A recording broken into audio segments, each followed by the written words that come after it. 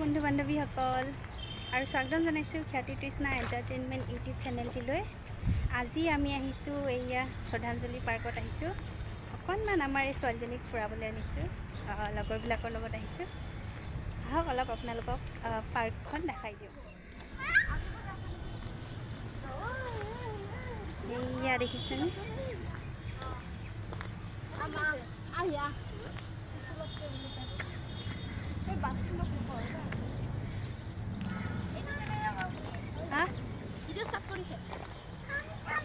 দেখাই পানী হয়।